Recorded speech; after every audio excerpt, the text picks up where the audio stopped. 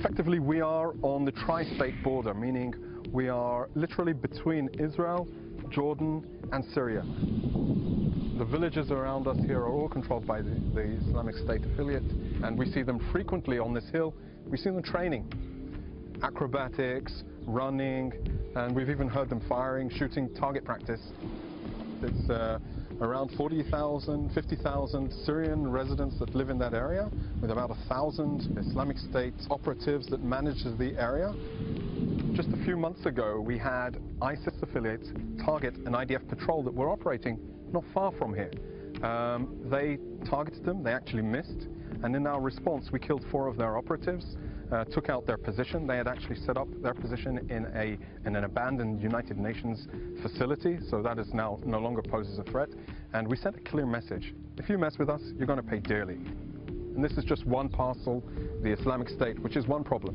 Going further north, you have other forces linked to Al-Qaeda. And going further north, even to where the Hermon is, we have Hezbollah.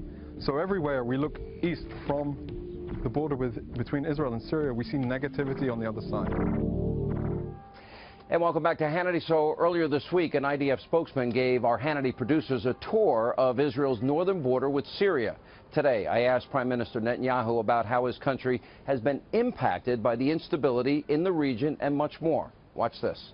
It's interesting because we see the saber-rattling of Kim Jong-un in North Korea and the threat that he made, again, a super mighty preemptive strike he's talking about against the United States of America.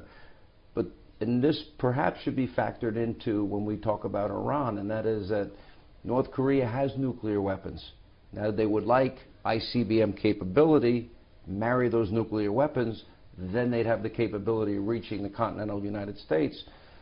I guess my question is, if you have a nuclear-armed Iran, how do you stop? How does the United States militarily stop him, Kim Jong-un, from getting ICBM capability when we know he has the capability of launching nuclear weapons at Japan, China, South Korea? How do you stop that at that point? It's too late. Let me talk about Iran.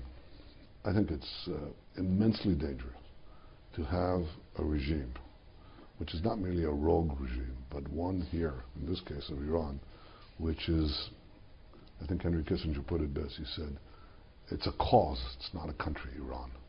What is the cause? Caliphate. The cause is to dominate first the Middle East and then the world with a Shiite revivalism, and to subjugate or remove anybody that stands in their way. First in the Muslim world and then anybody else. Convert, die. Or die. Yeah. Okay, now you'd say, well, that's madness. It can't be that in the beginning of the 21st century, you know, there are still regimes and movements, causes that believe in this madness. Is it really? Cannot be? Of course it can. It is. It's right before our eyes.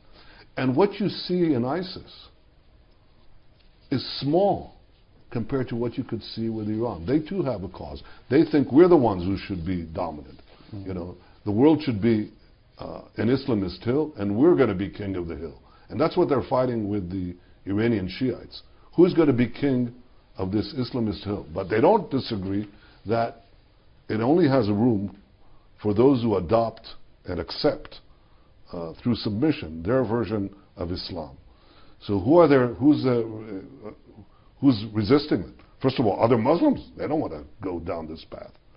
And of course, non-Muslims like us, we don't want to go down that path either. So we've made common cause to stop these people.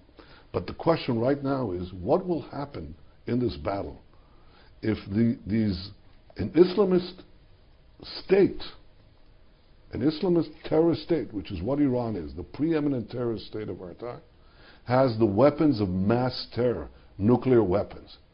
You can imagine that this mad scheme, this mad ideology will have the powers to intimidate the world and do irreparable damage. We cannot allow that to happen. In the case of Iran, clearly it hasn't yet happened.